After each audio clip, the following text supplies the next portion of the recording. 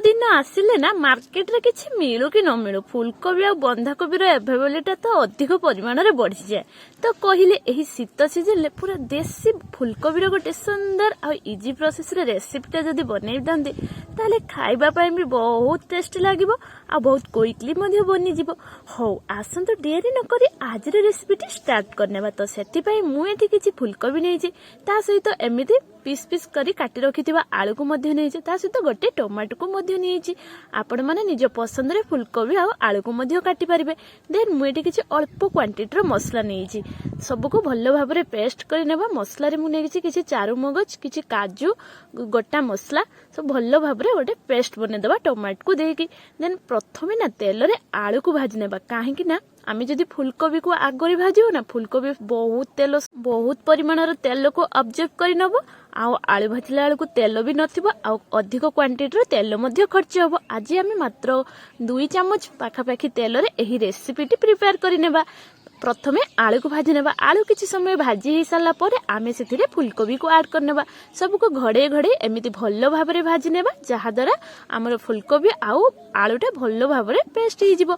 हां मसलाटा जो प्रिपेयर करथिले प्रथमे सब जो हमर गोटा मसला नेतले ताको बिना पानी रे सुखिला ही ग्राइंड करि नेबा। देन टमाटो सहित अल्प किछि पानी दे गोटे प्योर पेस्ट गोटे बनी नेबा जहा द्वारा हम तरकाटा बहुत ही सुंदर आ टेस्ट लागिबो। देखंतु हमर एठी फुलकोबी आउ आलू केते भल्लो भाबरे सिझी जाईची आ केते सुंदर भाबरे भाजी मध्ये जाईची।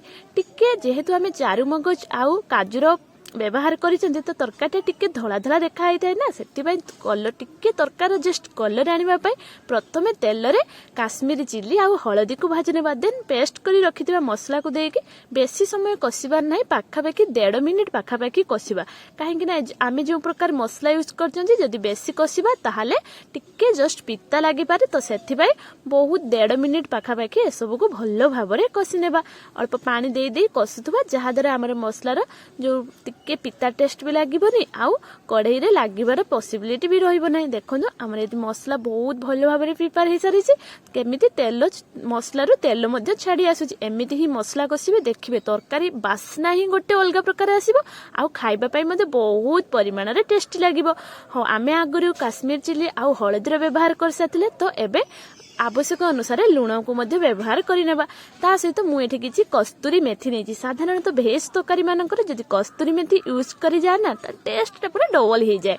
देन सब को भल्लो भाबरे गळे हे साला पर मसला कसी हे साला पर आमे भाजी रखिथिबा फुलकोबी एवं आलू को मध्य ऐड करनेबा। हां कहिबा पई भूली गली मु एठी करी पाउडर मध्य यूज करिछि जेहेतु आमे बिना प्याज रसुन रे रेसिपीटा प्रिपेयर करूचंदी तो किछि मसला ऐड करबा निहांती जरूरी।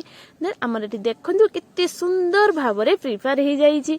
हां आउ एठी किछि मु गरम मसला मध्य ऐड करि नै छी। गरम मसला बिल्कुल ही ऑप्शनल अछि काहे कि ना आमे आगरु सब गोटा मसला रे गरम मसला हमर दालचीनी गुजराती एसबू मध्य यूज करथिले आपण चाहिले गरम मसला को स्किप मध्य करि परिबे।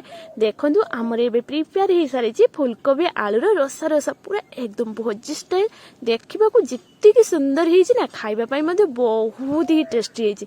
तो आपण माने निहाती थरे घरे ट्राई करंतु आ केमिति बनिला मते कमेंट माध्यम रे जणाबा पई जम्मारे भी भूलंतनी। आ एमिति न्यू रेसिपी देखिबा पई चाहतले चैनल सह जडित रहिबा पई चाहतले चैनल को सब्सक्राइब करि नियंतु पाखरे थिबा बेल आइकन को मध्य प्रेस करि नियंतु। हो आज पई मु रहिली पुणी देखाबो आउ एक न्यू रेसिपी सहित। थैंक यू जय Jagannath bye bye all of you thank you love you all.